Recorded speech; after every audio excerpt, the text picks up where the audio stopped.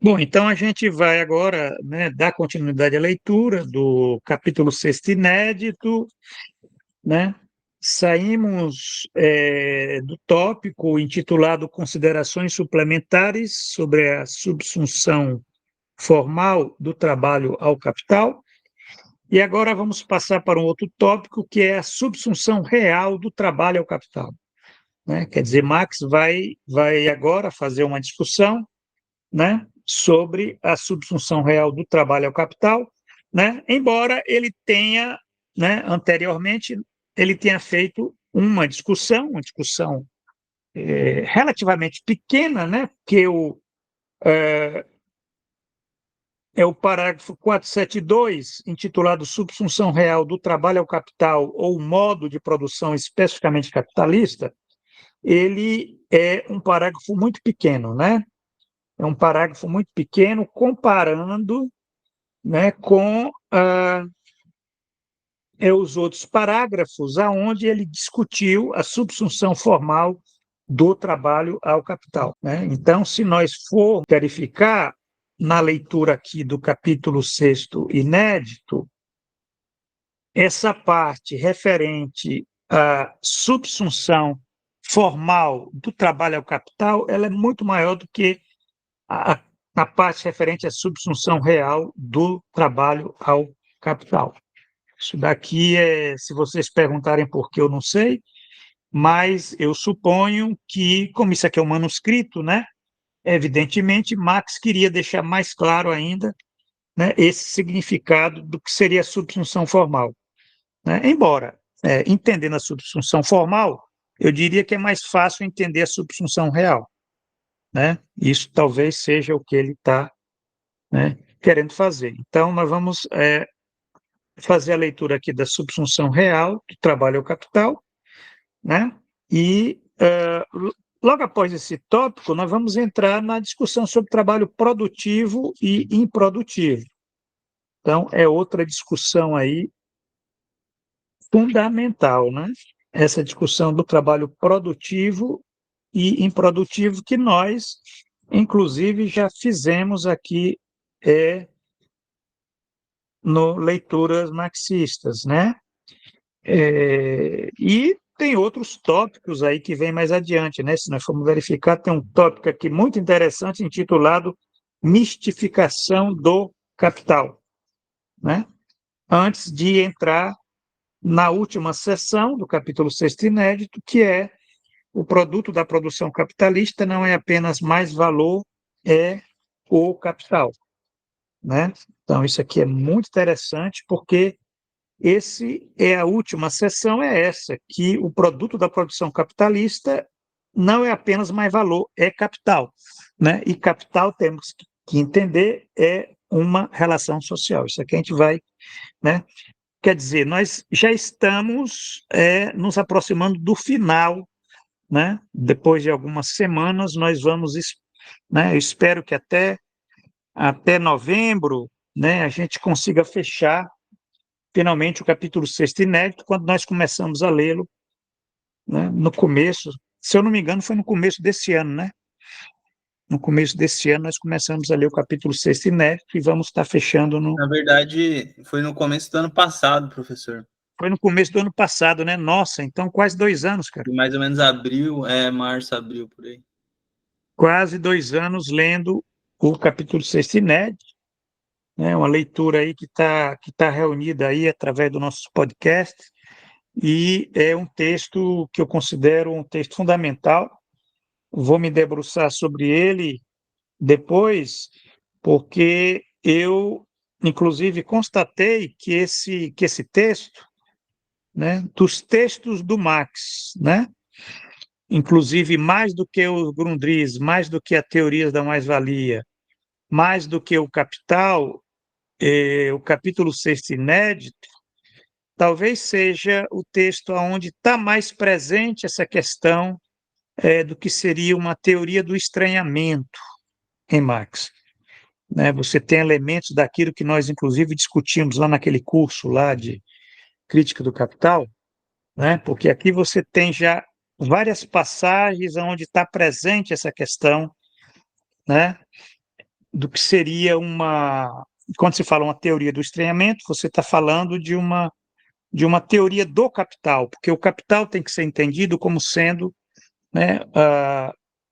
vamos dizer assim, um poder social estranhado, né? É aquilo que se contrapõe ao trabalho vivo, né? Então, essa é a ideia que está muito presente aqui no capítulo 6 inédito, né? O capital como sendo aquilo que se contrapõe ao, ao trabalho vivo, aquilo que nega, aquilo que frustra, aquilo, enfim, né? Quer dizer, você tem a exploração, mas a exploração, ela é aquela dimensão imediata, porque o capital, ele não apenas explora, né?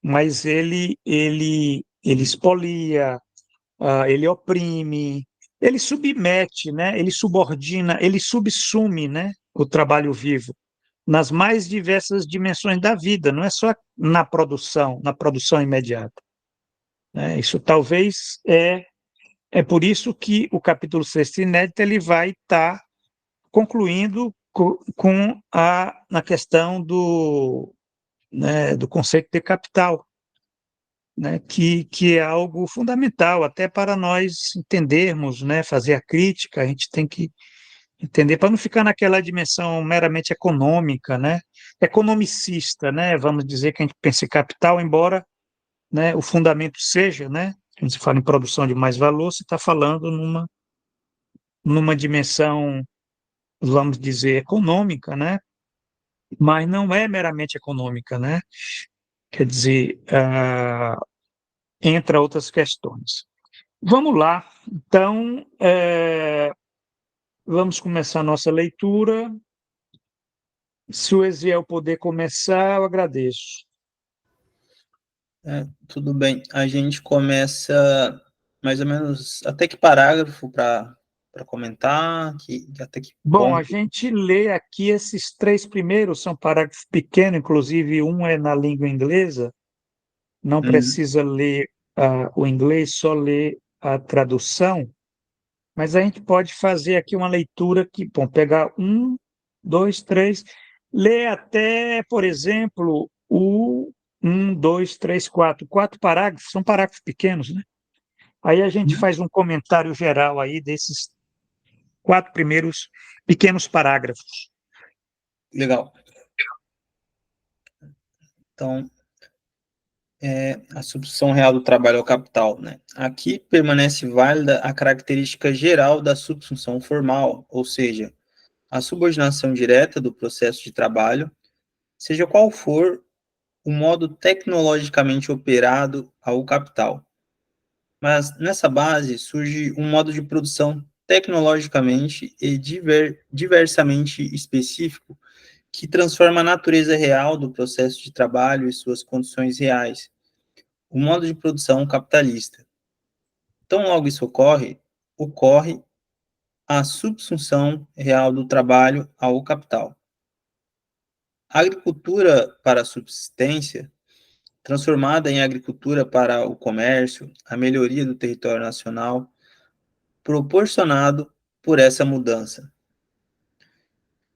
A substituição real do trabalho ao capital se desenvolve em todas as formas que desenvolvem mais valor relativo, distinto do mais valor absoluto. Com a substituição real do trabalho ao capital, ocorre uma revolução completa que se aprofunda e renova constantemente no próprio modo de produção, na produtividade do trabalho e na relação entre capitalista e trabalhador. Com a substituição real do trabalho ao capital, ocorre todas as mudanças no processo de trabalho que expusemos anteriormente. As forças produtivas sociais do trabalho são desenvolvidas e com o trabalho em grande escala, a ciência e a maquinaria são aplicadas à produção imediata. Por um lado, o modo de produção capitalista, que agora se caracteriza como modo de produção sui generis, cria uma figura modificada de produção material. Por outro lado, Essa mudança na figura material constitui a base do desenvolvimento da relação de capital, cuja figura adequada corresponde, portanto, a um certo grau de desenvolvimento das forças produtivas do trabalho. Perfeito. Olha que interessante aqui, né? Isso aqui é fundamental. Quer comentar, Zé, alguma coisa aí? Assim, o que me chamou a atenção, né, e eu acho que é um elemento que o Marcos apontou aqui, mas o que, para mim, assim, é uma questão fundamental para compreender essa distinção entre substituição formal e real, né? Além da questão da base tecnológica, né, sobre o controle da produção e sobre o controle do trabalho, é a característica de como se produz mais-valia, né? Porque o modo de produção capitalista, ele tem uma lógica, ele tem uma finalidade de se produzir, né? Ele tem uma característica fundamental, digamos assim, que coloca uma finalidade para a produção, que é a acumulação do próprio capital, a valorização, né?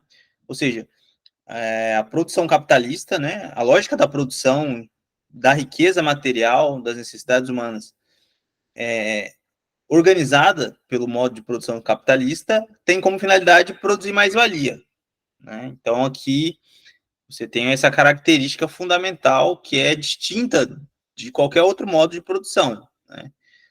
Vários modos de produção você tem o valor de uso como a finalidade, né? Seja com exploração ou sem exploração, né? Mas a característica fundamental dessa relação de exploração, dessa relação de dominação política e dominação social, é que ela tem por base uma lógica, uma finalidade de produção, né? É a mais-valia que reproduz todo o sistema, né? E a finalidade da produção é a mais-valia. Mas aí você tem a distinção de como essa mais-valia ela é produzida. A subsunção formal, a característica da forma como a mais-valia é produzida, é a mais-valia absoluta, né? Ela é baseada propriamente entre a distinção do que é trabalho necessário e o que é trabalho excedente, ou seja, aquele valor que vai além da parcela que o trabalhador apropria para a reprodução da sua força de trabalho, aquele valor excedente, né, se constitui propriamente como mais-valia. Então, digamos assim, ele tem como fundamento uma extensão da jornada de trabalho para além do valor do salário, né? Então, qualquer extensão, né, nesse tempo de trabalho, né, excedente, caracteriza a mais-valia. E aí a disputa, né, digamos assim, a estratégia capitalista é de prolongamento dessa jornada, né, de remunerar de forma inferiorizada o valor dessa força de trabalho, né? Então, tudo isso aí está no campo da mais-valia absoluta. E a forma propriamente capitalista, né, que o Marx chama, a subsunção formal, no caso, ela tem por base a produção de mais-valia a partir da lógica da produtividade do trabalho, né, do desenvolvimento tecnológico. Então, é a mais-valia relativa que caracteriza a lógica de produção de mais-valia sobre a subsunção real do trabalho ao capital, né? E o Marx coloca esse termo aqui, né? A subsunção real do trabalho ao capital se desenvolve em todas as formas que desenvolvem mais valor relativo, distinto do mais valor absoluto. Então, aqui a base da produção desse valor excedente, né, desse valor que está além da produtividade, que está além do valor da força de trabalho, esse valor que é extraído, né, da exploração do trabalho, tem por base não o prolongamento da jornada, né, mas numa mesma jornada de trabalho, há uma intensificação do processo de trabalho, né? O trabalhador ele produz mais mercadorias a partir de mecanismos tecnológicos. A gente pode considerar aí tecnologias, digamos assim, a maquinaria, né? A aplicação da ciência e da maquinaria, e também a própria gestão capitalista, né? a organização, a divisão do trabalho, eu acho que tanto no interior da unidade produtiva, no interior da fábrica, da empresa, a especialização, essa intensificação da divisão do trabalho na unidade produtiva e na sociedade como um todo, né? A diversificação de ramos especializados, né? De unidades produtivas especializadas em determinados ramos.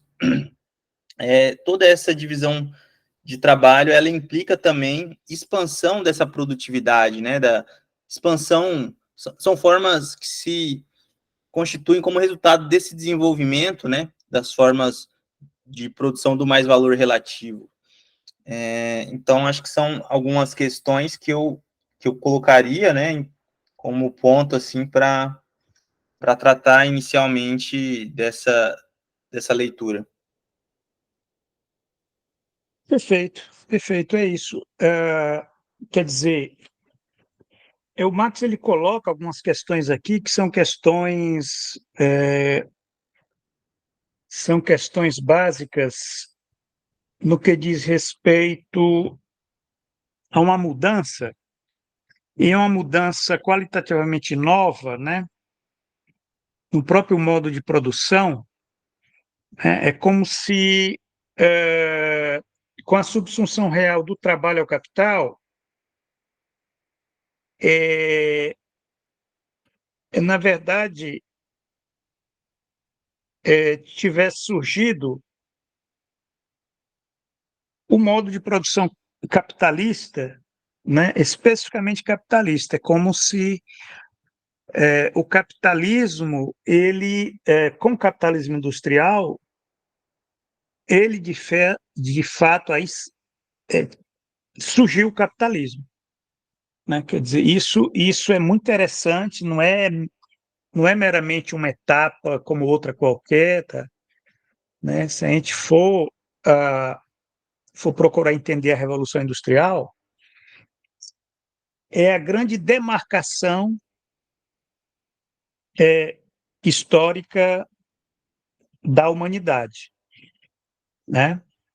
Quer dizer, a Revolução Industrial é a grande demarcação histórica da humanidade. Talvez uma outra revolução que tenha ocorrido no passado, a Revolução Neolítica, né? A invenção da agricultura, né? Quer dizer, só o comparável foi a Revolução Industrial, né? Que demarcou exatamente isso. A Revolução Industrial ela significa a subsunção real do trabalho ao capital, né? As mudanças no processo de trabalho, né? No sentido de ser um modo, né? Um modo de produção, né? Um processo de trabalho tecnologicamente operado pelo capital, né? Quer dizer, aí você tem uma mudança, inclusive, no próprio processo de trabalho, né? A gente pode até dizer que o processo de trabalho ele não é mais um processo de trabalho, né? Você tem uma mudança aí que faz com que o processo de trabalho ele seja um processo de produção do capital, né? Porque você tem ah, uma mudança, uma mudança tecnológica, né? Muito radical com respeito às outras formas que havia no passado. Quer dizer, no passado você tinha um processo de trabalho que ainda estava subordinado ao trabalho vivo, né? Quer dizer, subordinado no sentido é, no sentido do controle, né? Do controle da produção, né? Mas com a maquinaria, né? Você já tem uma mudança, né? A maquinaria aplicada à produção imediata, você já tem uma mudança, porque essa mudança ela significa uma mudança no processo de trabalho, né, que não é meramente mais um processo de trabalho, né? É um processo de produção, né, onde a ciência e a maquinaria elas passam a ocupar um lugar central, né, no modo de produção capitalista, né? Isso aí é muito interessante porque ah, o capital ele continua, é claro, né, explorando a força de trabalho, né, mas é com o modo de produção especificamente capitalista que o capital começa, né, a negar a si próprio. Olha que interessante, aí você tem uma dialética, né? Quer dizer, quando o capital se torna especificamente capital, ele começa a negar a si próprio, é como se, né, é um pouco parecido assim com aquela situação, né? Você começa a morrer quando você nasce, né? E é isso que o Marx também está dizendo.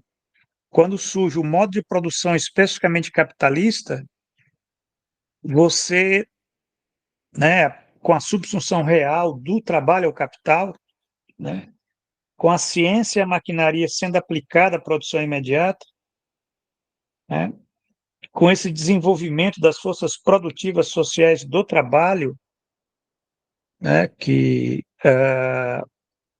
elas mudam a figura, né, da produção material, né, quer dizer, esse termo que coloca figura, com certeza no original deve ser Gestalt, Bildung. Bildung quer dizer é figura, mas no sentido de uma totalidade, né? Quer dizer, você tem mudanças, modificações, né? Não apenas na produção imediata. Ele fala em produção material, mas deve-se entender aqui algo muito mais amplo do que a produção imediata, né? Quer dizer, você tem mudanças na própria é, no próprio modo de produção, né? Na relação entre capitalista e trabalhador, né? É uma revolução completa e é uma mudança na sociedade, né?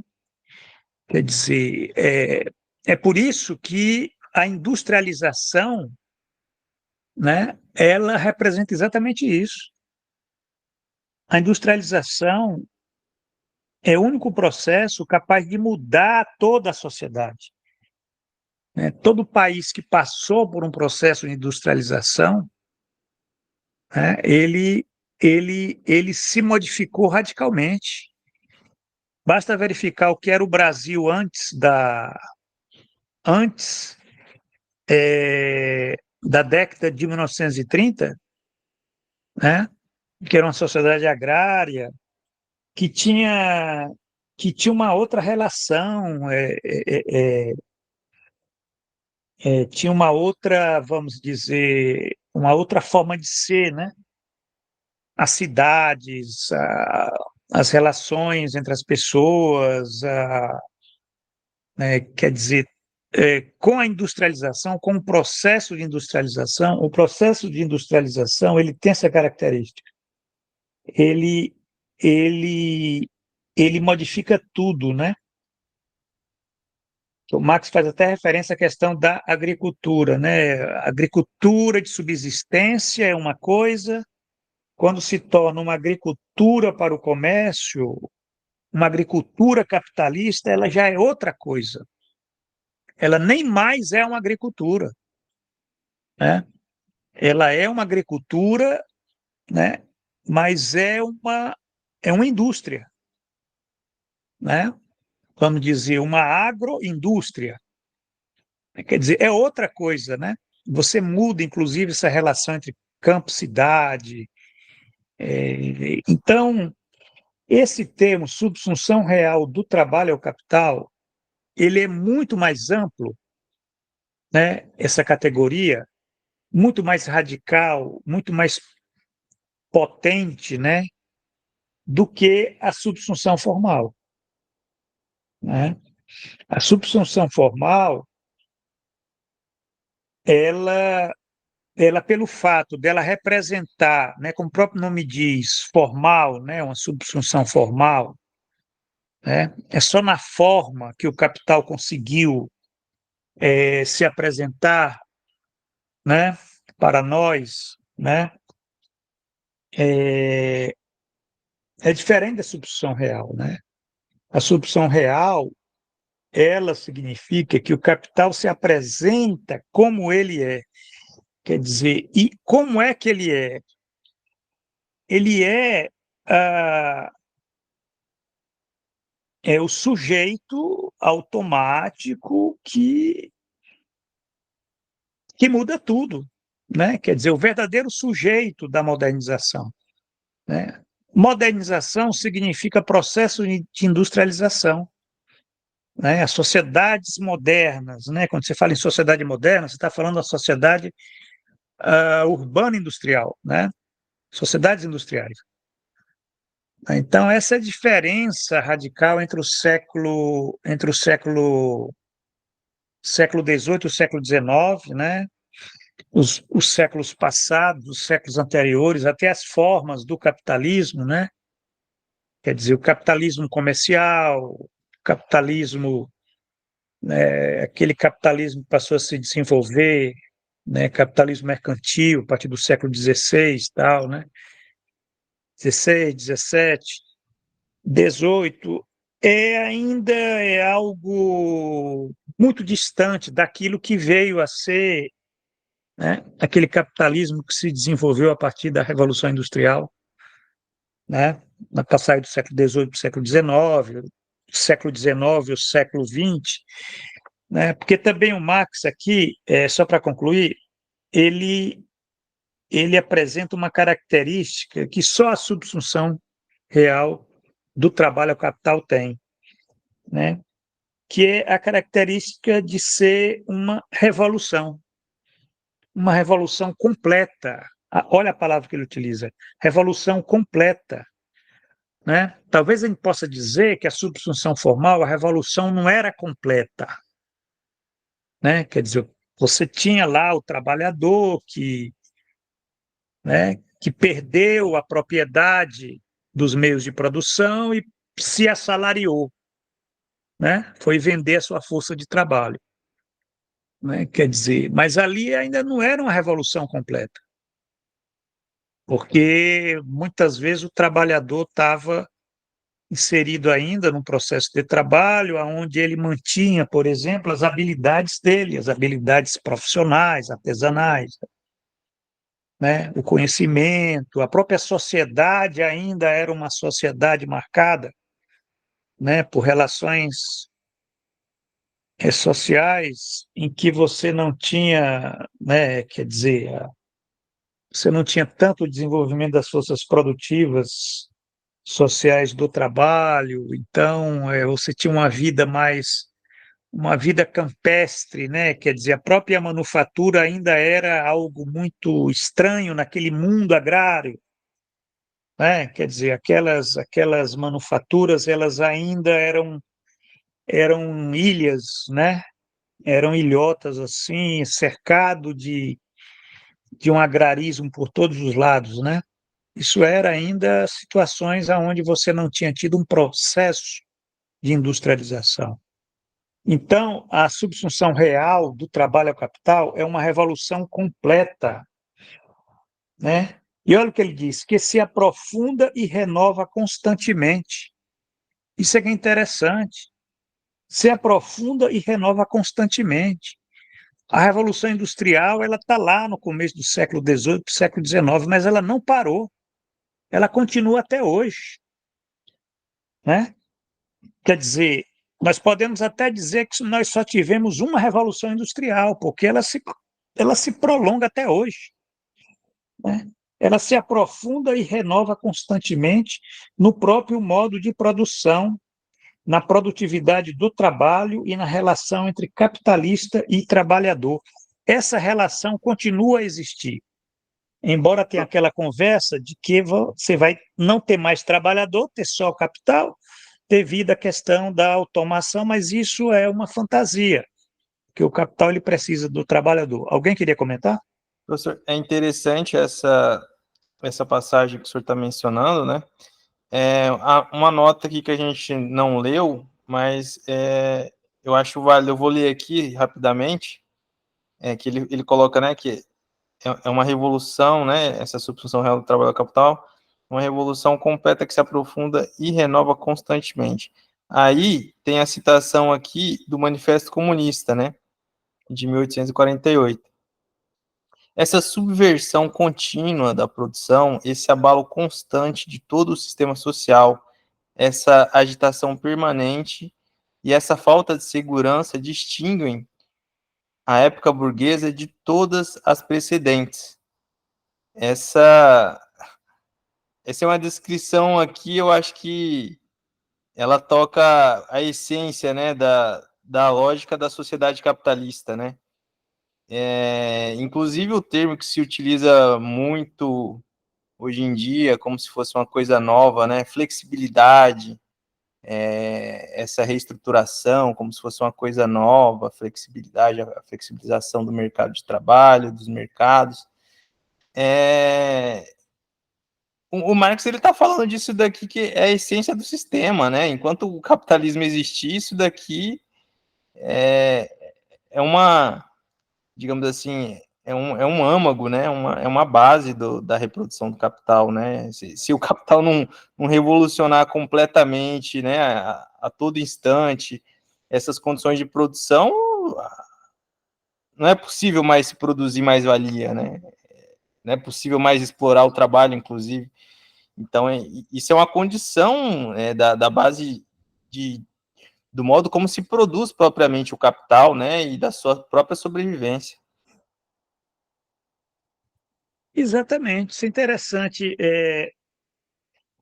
Eu não tinha prestado atenção a essa nota de rodapé. Agora, vê se o Eziel consegue tirar essa dúvida. Essa nota de rodapé, ela é do Max ou ela é do tradutor ou é da edição aqui que foi feita? Será que o Max, ele lá quando ele estava escrevendo isso, ele puxou aqui Boa Manifesto do questão. Partido Comunista? E eu acho que é possível, sim, né, ele ter... Porque ele está falando propriamente desse aspecto que ele desenvolveu muito bem já no... né, por incrível que pareça, isso ele já estava bem claro para ele não tinha nem formulado ainda as bases para elaborar o Capital, mas isso aqui o Marx e o Engels eles já tinham desenvolvido muito bem esse conceito, essa elaboração, né, dessa subversão constante do sistema, essa revolução, esse É, revolucionamento.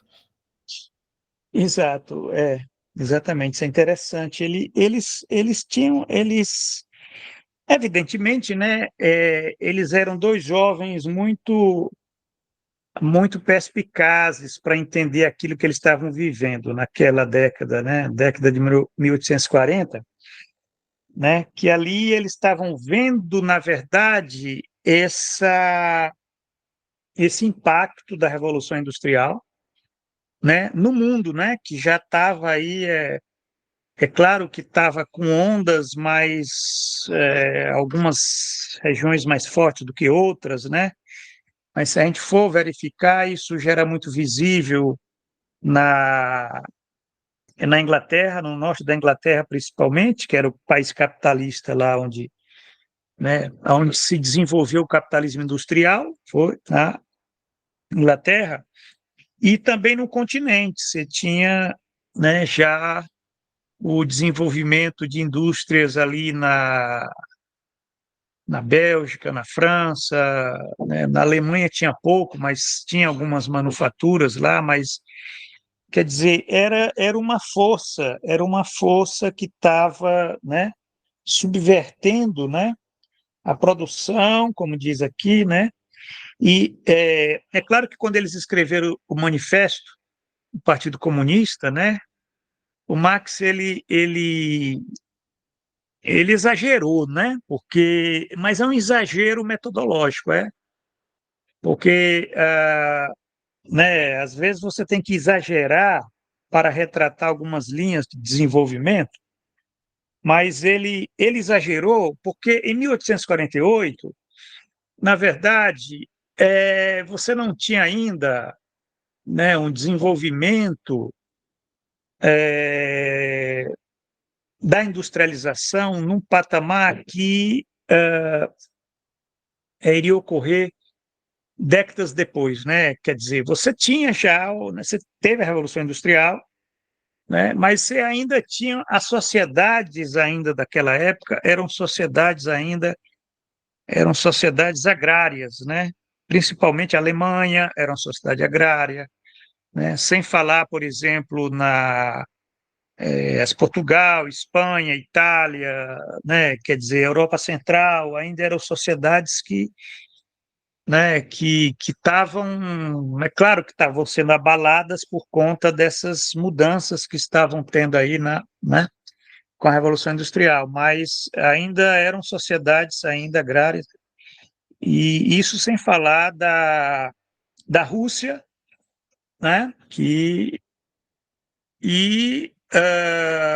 os Estados Unidos, né, porque o resto, imagina, ó, o Brasil nem se fala, né, era, você não tinha você não tinha indústria, você não tinha indústria, era até proibido, né? Era até proibido citar, né? Enfim. Então, mas mesmo assim, no manifesto do Partido Comunista, eles falam isso, que na verdade carrega todo esse espírito do capital, né? Isso que ele diz aqui, né? Essa mudança, essa revolução completa que se aprofunda e renova constantemente, né? Quer dizer, gente, é uma capacidade de conseguir verificar aquilo que é a essência, né, daquele modo de produção que estava se desenvolvendo, né, que ele vai falar o modo de produção sui generis, certo? Isso aqui é interessante, olha só, modo de produção sui generis, quer dizer, novamente colocando, né, o modo de produção capitalista que agora se caracteriza como um modo de produção sui generis, né? Quer dizer, o modo de produção capitalista ele era sui generis porque não tinha nada que comparar, não dá nem para comparar com os outros modos de produção. Não tem como comparar o modo de produção capitalista com o modo de produção feudal, com o modo de produção asiático, com o modo de produção escravista, não tem como comparar. É como se houvesse um corte radical simplesmente por conta da subsunção real do trabalho ao capital e a utilização da ciência e da maquinaria aplicada à produção imediata. Quer dizer, isso daí, gente, o ponto a partir do qual nós temos que pensar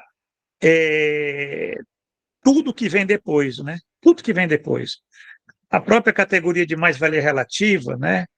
Ela tem uma estatura que não é a mesma estatura da mais-valia absoluta, né? Eu acho que eu já falei aqui também Bom, eu estou dando uma interpretação, né? Embora não deixe de ser controversa, pode ser, mas eu penso que essa mais-valia relativa, subsunção real do trabalho ao capital, né? Essas categorias, é como se elas tivessem uma estatura, né?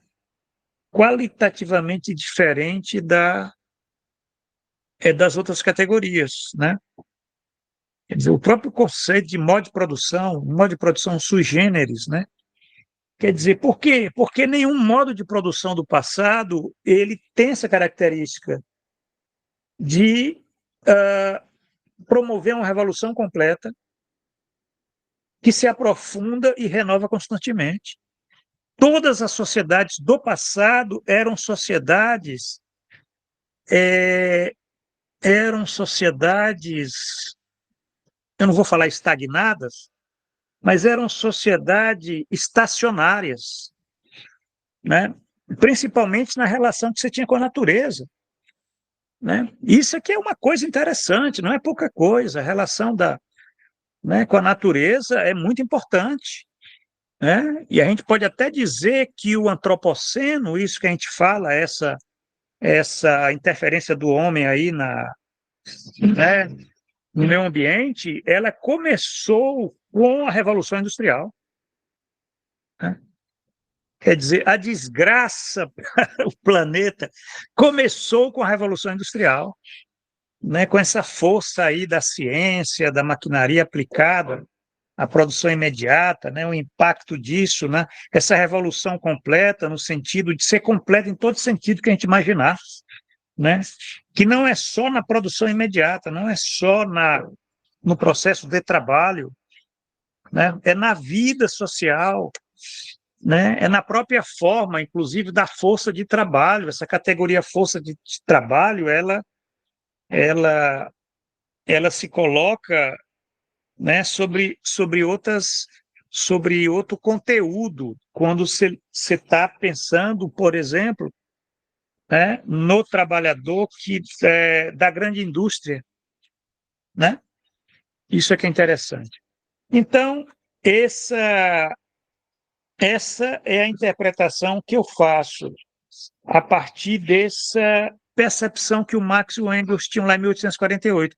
Mas eu penso que eles tinham aquilo, mas eles não sabiam ainda como funcionava essa subversão contínua da produção que eles falam aqui, certo? Quer dizer, eles sabiam que era uma coisa que tinha uma agitação permanente, mas eles não sabiam que isso era devido a isso que está no capital, né? Eles não conheciam a natureza do capital, eles não tinham uma teoria do capital, né? Eles sabiam que era algo sui generis, mas eles não sabiam por quê, né?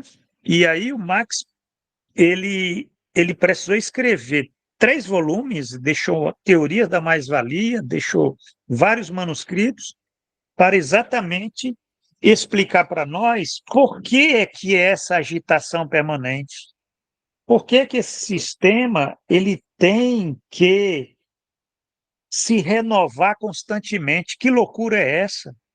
Até hoje, né? Até hoje você tem uma renovação constante, né? No tempo de vida, assim, se nós formos pegar, né?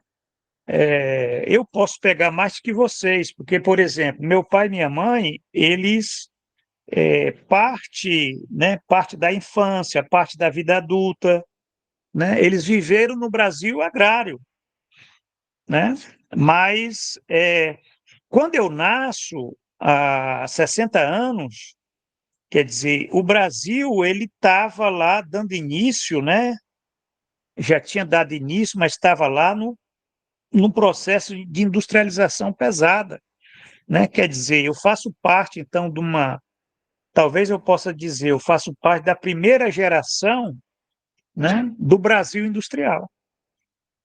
Agora, no meu tempo de vida, olha o que eu vi aí de mudanças, né? De mudanças, de uma revolução completa, não apenas no modo de produção, mas no modo de vida, né? É uma coisa quase alucinante, né?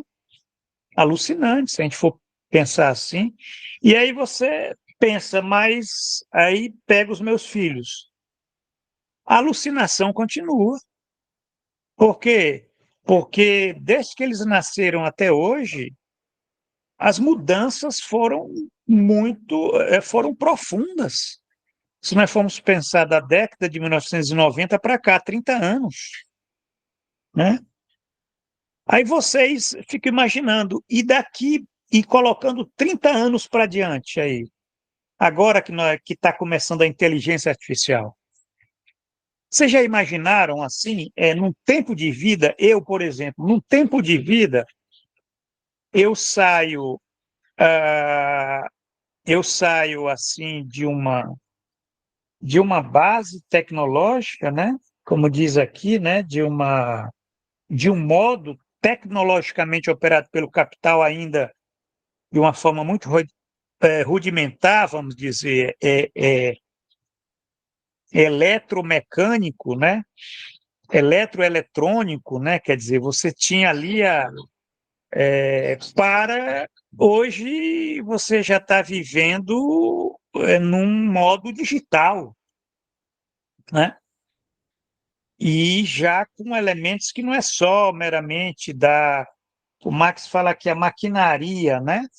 A maquinaria, a máquina também, ela é um organismo que ela tem mudado de pele constantemente, né? A máquina da época dele não é a máquina que nós temos hoje, né? Quer dizer, essas formas da máquina, né? Quer dizer, a maquinaria hoje é uma maquinaria digital, né? E até a gente pode pensar que você já está lidando com, até está se fazendo experiências com outros tipos de computação, né? Computação quântica, não é mais uma computação digital. Vocês imaginem, né, o desenvolvimento aí forças produtivas sociais do trabalho, né? E o impacto disso cria uma figura modificada de produção material, né?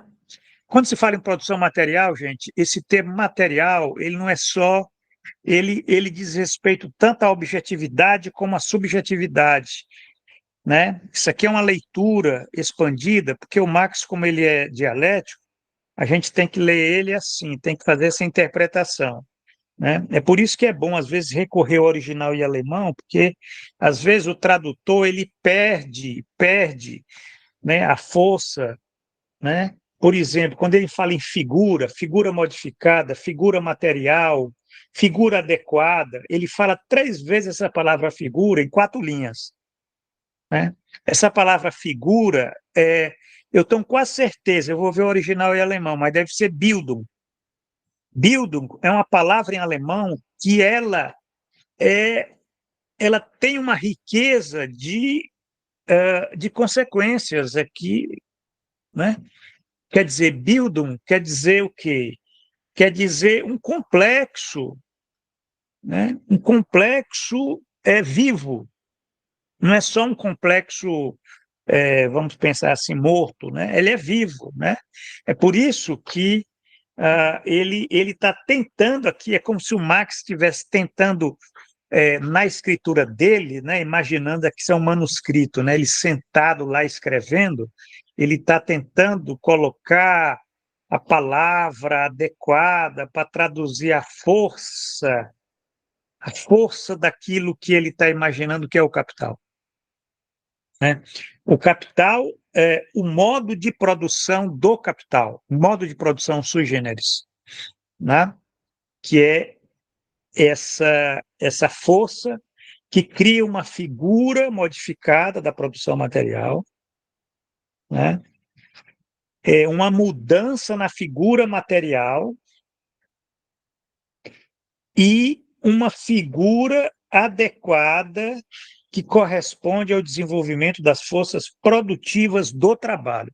Só para vocês verem aqui que é uma elaboração muito fina do que ele está tentando falar, né? E só para concluir, o Marx, ele foi um cara muito fascinado pelo Capital, né? Não é à toa que ele colocou a obra da vida dele, O Capital. Ele era fascinado com a força do capital, essa capacidade que nenhum outro modo de produção tinha de estar fazendo isso, que é essa revolução completa, né? A gente nem imagina, né, como na própria vida nossa, como essa revolução completa, ela entra na nossa vida hoje de uma forma muito clara, né? Basta ver nessa maquinaria digital, como ela não está só na produção, está no consumo, né? Está na guerra, está em todas as áreas da existência, né? Então, quer dizer, é completa no sentido mesmo, tem até a ver como é que, para a gente entender que essa completude ela decorre da mais-valia relativa. A mais-valia relativa, ela tem uma força de estar organizando e reorganizando as relações, né, entre capitalista e trabalhador, mas a gente pode até dizer que, no caso da produtividade do trabalho, ela reorganiza não apenas isso. Nós sabemos disso, que ela reorganiza, inclusive, as relações entre países, né? Ela reorganiza as relações completas que se possa ter, né? Se nós formos verificar a questão da própria dependência, né?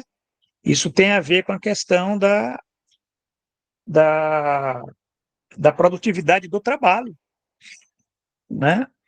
Países que têm mais produtividade do trabalho, né?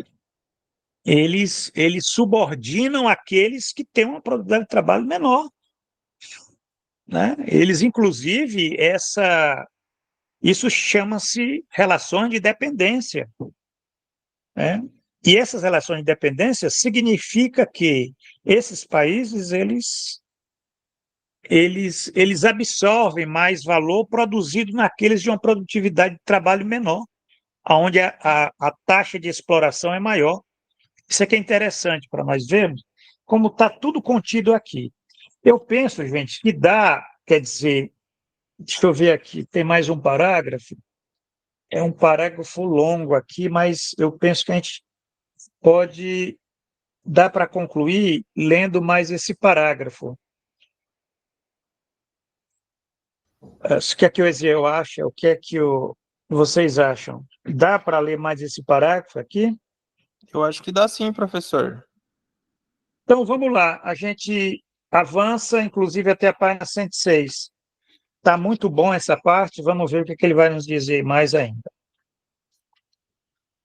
Deixa eu ver quem é que pode estar lendo aqui. A Isabela está com o texto em mãos? Eu estou, professor.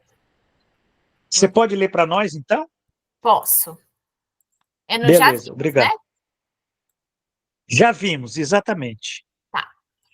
Já vimos que um determinado e sempre crescente mínimo de capital nas mãos do capitalista singular é, por um lado, um pressuposto necessário e, por outro, um resultado constante do modo de produção especificamente capitalista. O capitalista deve ser o proprietário ou possuidor dos meios de produção em escala social, em escala de valor desproporcional à produção possível do indivíduo ou de sua família. Esse mínimo de capital é tanto maior em um ramo de negócios, quanto mais é conduzido de forma capitalista, quanto mais desenvolvida está nele a produtividade social do trabalho. Na mesma medida, o capital deve aumentar em grandeza de valor e assumir dimensões sociais, ou seja, abandonar todo o caráter individual.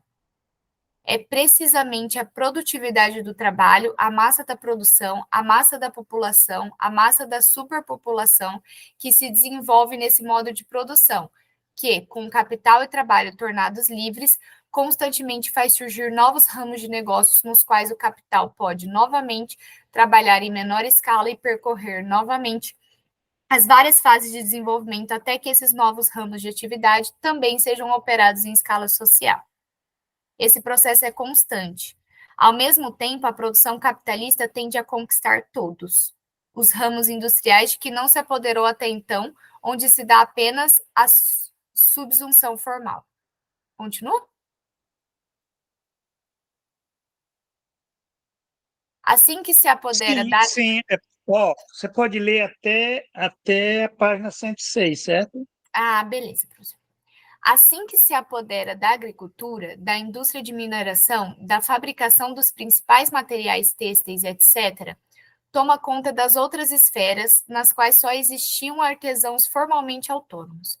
Já foi observado na análise como a introdução de maquinaria em um ramo, como a introdução de maquinaria em um ramo leva à sua adoção em outros ramos e, ao mesmo tempo, em outros setores do mesmo ramo. Por exemplo, a fiação mecânica leva à tecelagem mecânica. Fiação mecânica na indústria do algodão conduz à fiação mecanizada de lã, do linho, da seda, etc. O uso intensivo de máquinas em minas de carvão, na manufatura de algodão, etc., tornou necessária a introdução da produção em grande escala na própria fabricação de máquinas.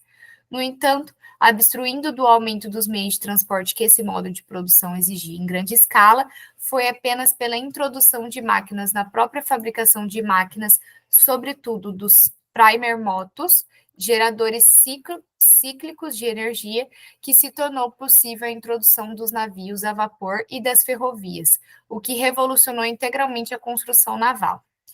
A grande indústria lança essas massas de homens nos ramos que ainda não estão sujeitos a ela, ou cria nelas o excesso de população relativa, que é necessária para a transformação do artesanato ou das pequenas empresas formalmente capitalistas em grande indústria. Perfeito, perfeito. Eu acho que a gente vai parar aqui, vamos comentar o que foi lido, né? Então, beleza, aqui aí é... Você quer comentar alguma coisa, Zé, aí, dessa leitura Sim. inicial? Eu acho interessante, né? Esse fator, assim, que é um elemento constitutivo também importante da subsunção real, que é referente à escala, né, social, tanto, digamos assim, do tamanho do próprio capital, né, essa magnitude, esse crescente mínimo do capital. O capital, ele progride, né, enquanto parcela da riqueza social, ele é uma parcela, digamos assim, a cada ciclo de acumulação, né, é como se, a partir dessa lógica da subsunção real, do desenvolvimento da produtividade, né, das forças produtivas, a cada ciclo de acumulação, de valorização, uma parcela maior da riqueza, uma parcela maior do valor que é socialmente produzido é convertido em capital, propriamente em capital, né? Ou seja, é um aumento relativo da riqueza enquanto capital, né? Então, isso progride. E ao mesmo tempo, né, isso se reflete essa capacidade do capitalista investir, né, em transformar vários ramos de produção, e ampliar a escala da produção desses ramos, né, e assumir, né, e o capital assumir cada vez mais o controle de qualquer atividade de produção, de criação de riqueza material, né, de riqueza necessária à reprodução da vida social. Essa escala se amplia, né, essa escala da proporção do capital, da magnitude do capital e a escala da produção, né, e é interessante essa caracterização agora do capitalista, né, como esse proprietário dos meios de produção também em escala social, né, não é uma escala individual de propriedade, né, é uma lógica de progressão mesma, né, de um controle, de uma produção cada vez mais em massa, cada vez mais em grandes proporções,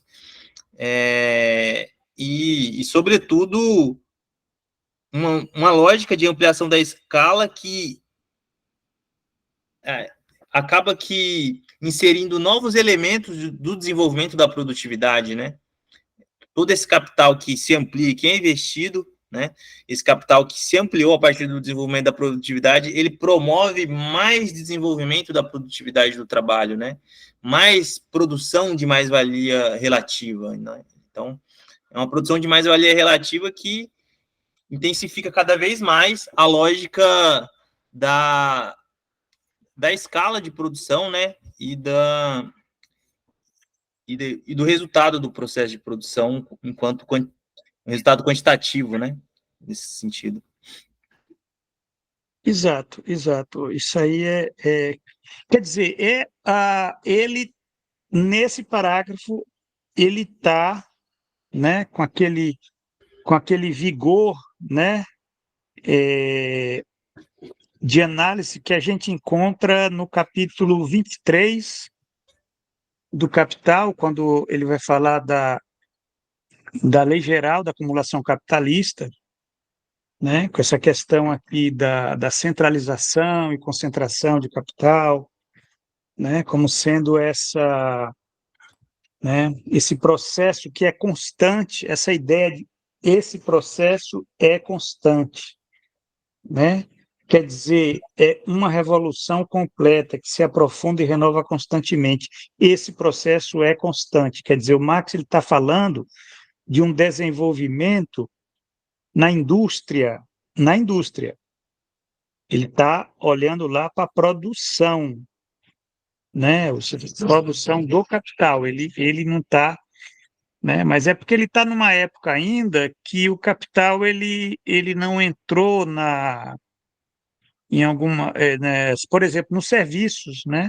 Em algumas atividades você não tem né? Você ainda não estão industrializadas, né?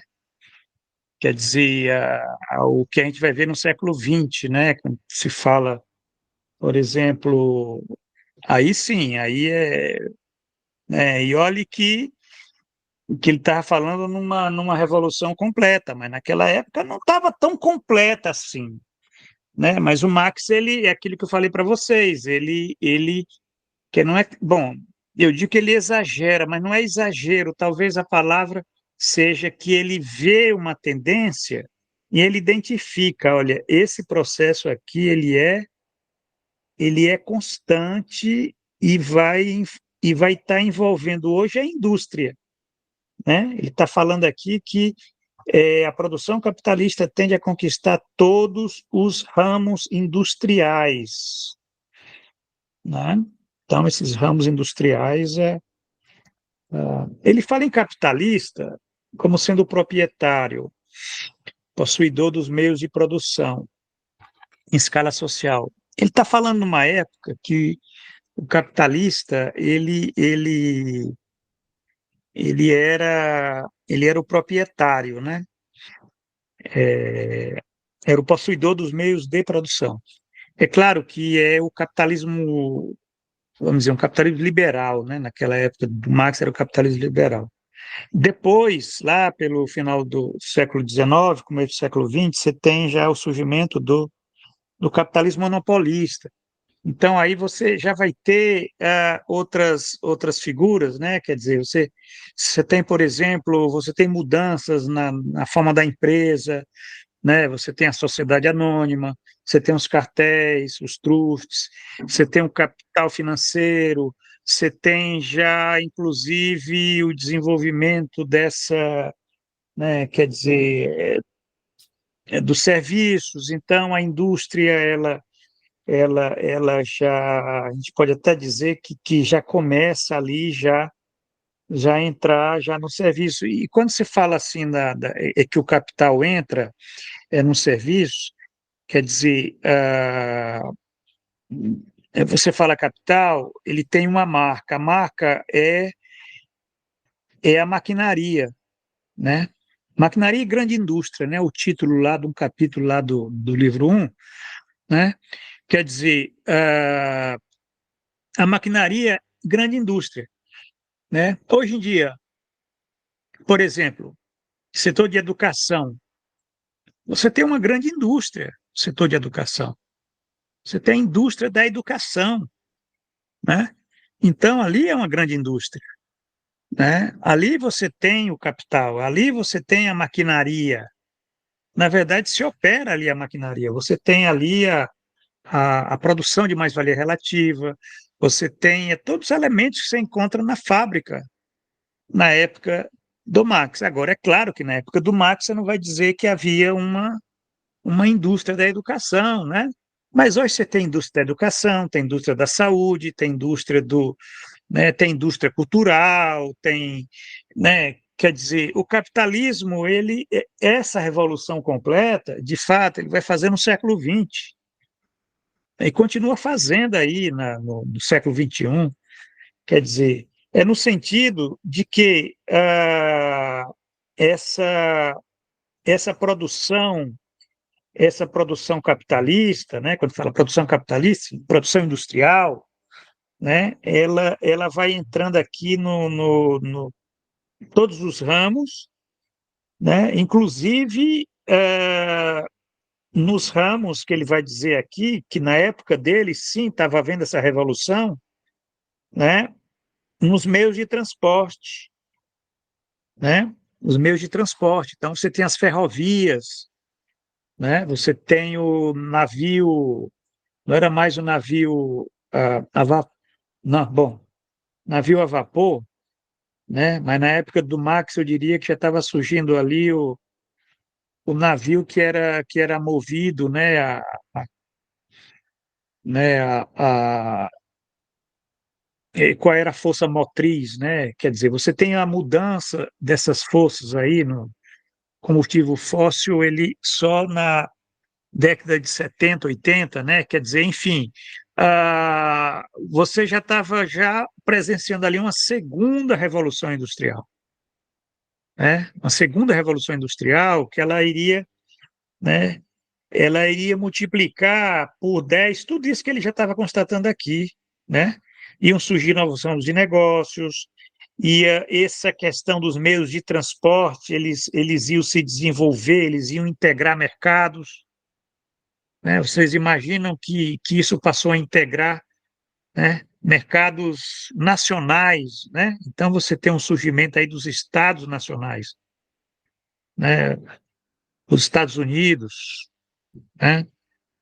A Alemanha, a França, a Itália, né? Quer dizer, o próprio essa ideia de estados nacionais significa, né, territórios, mercados, né, internos, onde você tinha o desenvolvimento, né, dessas condições para que você pudesse tá fabricando, né, mercadorias e fabricando máquinas, máquinas que produzem máquinas, né, quer dizer, é uma coisa impressionante essa. Eu considero isso como algo que é constante, constante no capitalismo, né? No capitalismo, a partir da segunda revolução industrial. Um autor que discute muito isso, e é uma dica de leitura aí para a Isabela, se ela tiver interesse, né, de ler um livro clássico da sociologia do trabalho, né, muito bom, muito bem escrito, até para pensar essa questão né, é, do capital monopolista, né, que surge, que muda, né, tudo isso que o Marx está descrevendo aqui, mas é o livro Trabalho e Capital Monopolista, do Harry Braverman, né, Ah, sim. saiu, né, esse é um livro clássico, eu acho que eu te falei, né, Isabel? Aham. Acho que o Eziel também já deve conhecer. Ah, sim, é uma discussão bem É do, interessante, sobretudo é, sobre do, essa dimensão, né, da organização do processo capitalista nas atividades e serviços, né, no século XX, exato, ele já a está questão falando ali na desse questão do processo de serviço, trabalho. ali dos escritórios, né, dos escritórios, ele fala ali da gerência científica, do Taylorismo, né? Inclusive é o seguinte, ele desenvolve a partir disso que o Marx já está identificando como sendo, né, uma base, né, desse modo, né, modo tecnologicamente operado, né, pelo capital, né, que é essa nova natureza, a natureza real do processo de trabalho, né, que são revolucionados pela subsunção real do trabalho ao capital. E essa mudança na própria forma da empresa, né?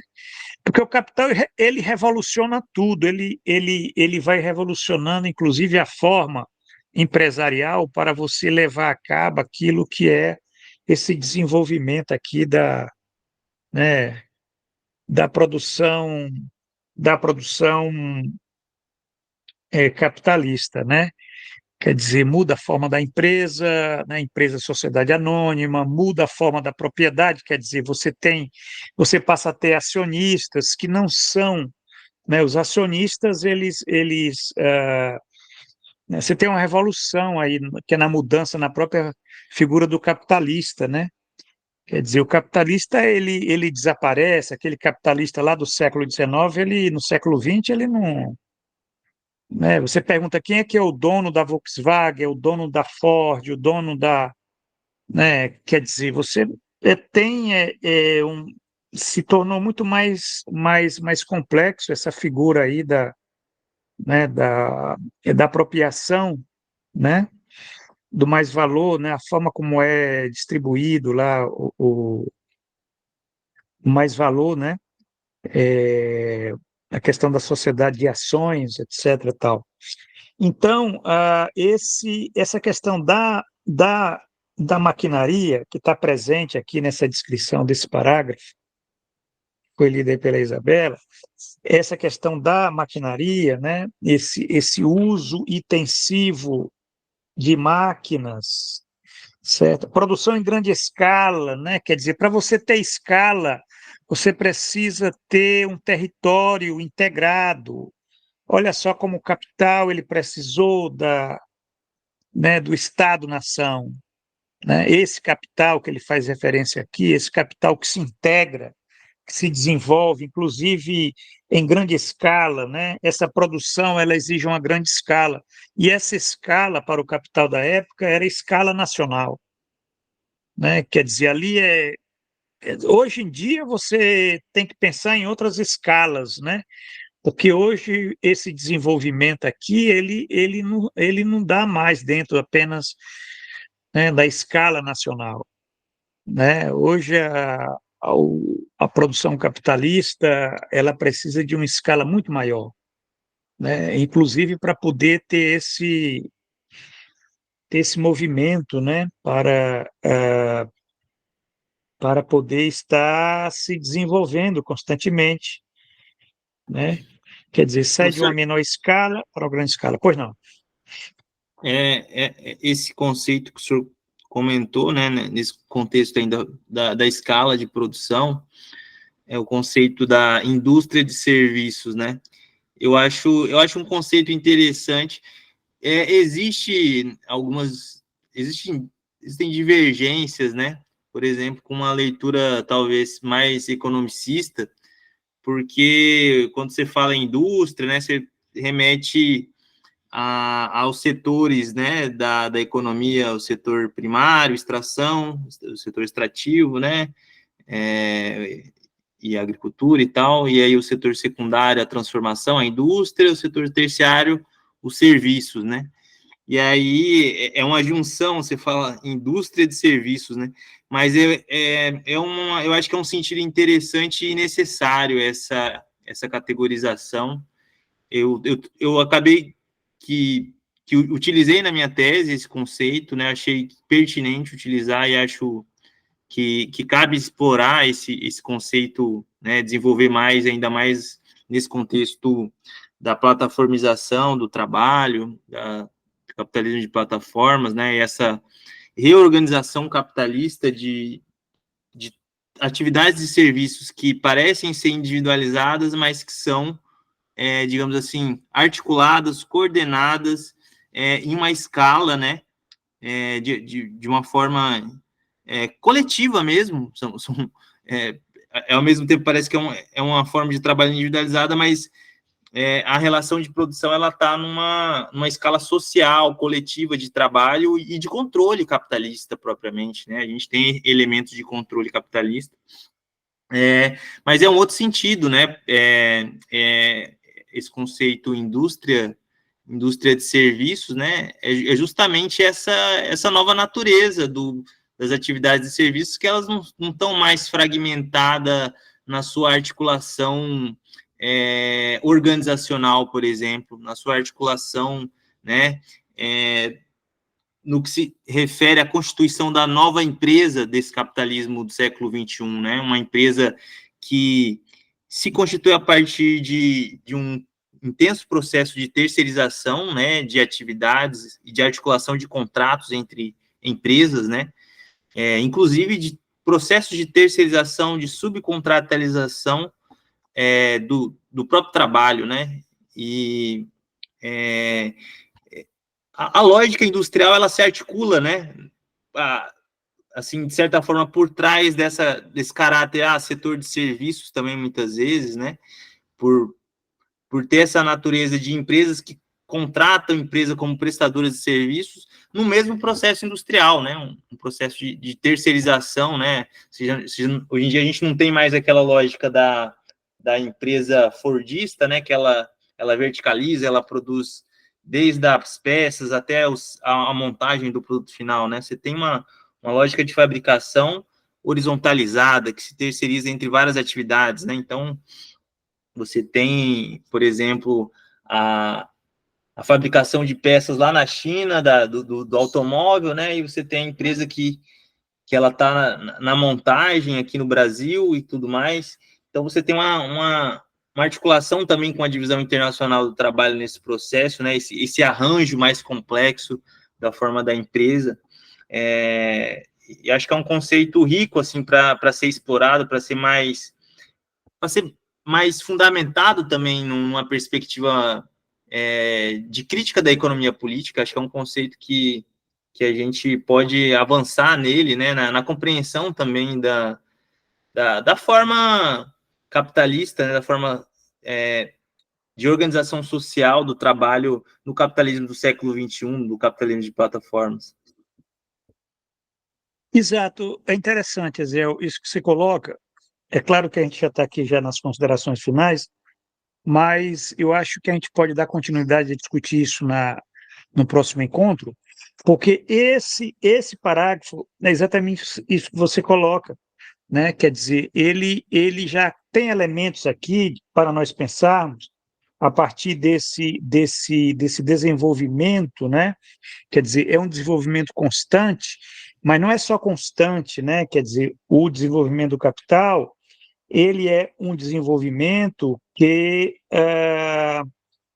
ele vai tomando conta das outras esferas, né? É claro que o Marx está falando das esferas industriais, mas veja bem, a grande indústria, ela, pelo menos lá do século XIX para cá, nós já podemos verificar que ela é uma forma social, que não diz respeito só a uma forma material. Por exemplo, material assim, pensar a indústria como indústria de chaminés. Não, né? Isso que você falou, você pode ter indústria na agricultura, você pode ter indústria nos serviços. Quer dizer, porque isso é a forma do capital, né? É a relação do capital, né? Aonde você puder ter lucro, você tem indústria. Essa é a questão. Indústria tem que ser entendida isso, né? Quer dizer, aí quando a gente fala indústria, quando o marxista fala indústria, ele está falando aonde você pode ter lucro, né? Isso é lucro, quer dizer, você pode produzir mercadoria, vamos dizer. Se você conseguir, você pode ter uma indústria, vamos imaginar uma coisa bem excêntrica assim, a indústria do sexo, né? Onde você tem toda uma cadeia produtiva, né, que se dá através da exploração de prostitutas, né, de trabalhadoras, de assalariadas, né, do sexo. Ali você pode, inclusive, estar organizando aquilo, inclusive, desenvolvendo isso no sentido até de estar aquilo que caracteriza a indústria, né? Quer dizer, o modo de produção capitalista, ele tem uma característica, ele utiliza de ciência e maquinaria, né? E você pode ter uma organização científica do trabalho nessas áreas aí, todas as áreas, educação, saúde, né? Lazer, todas as áreas onde você possa ter um lucro. Agora, só para concluir, no final desse parágrafo, o Marx ele diz assim, que a grande indústria ela lança massas de homens nos ramos que ainda não estão sujeitos a ela. Olha que interessante. Ou cria nelas o excesso de população relativa, que é necessário para a transformação do artesanato ou das pequenas empresas formalmente capitalistas em grande indústria. Quer dizer, é essa dialética entre você vai criar um excesso de população relativa, você vai aumentar a taxa de exploração, você vai ter um acúmulo uma acumulação de capital, que vai fazer com que aquilo que seria uma pequena empresa formalmente capitalista, na medida que aquele capitalista vai acumulando, ele pode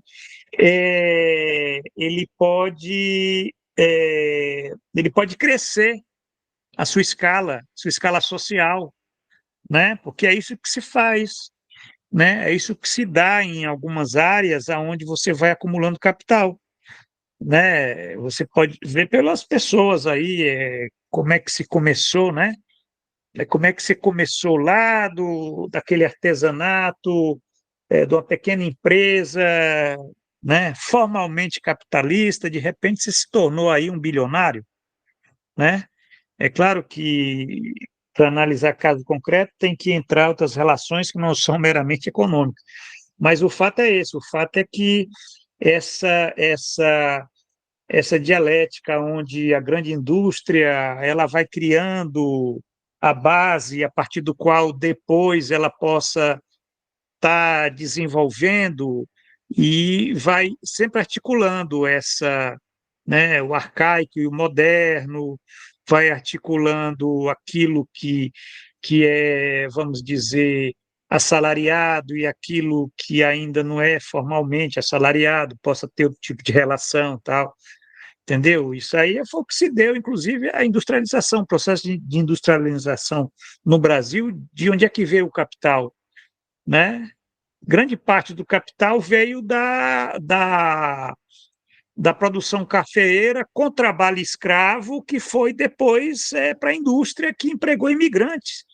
Quer dizer, isso é que é interessante, essa dialética, onde se deslocou massas de homens para poder estar explorando, né? E aí, na medida que explora, você vai aumentando a produtividade e vai reduzindo ali aquela população, né, que se torna população excedente, e aí vai para outros setores aonde você não tem tanta produtividade, né? Então você vai deslocando aquelas massas, né, de setores que não são,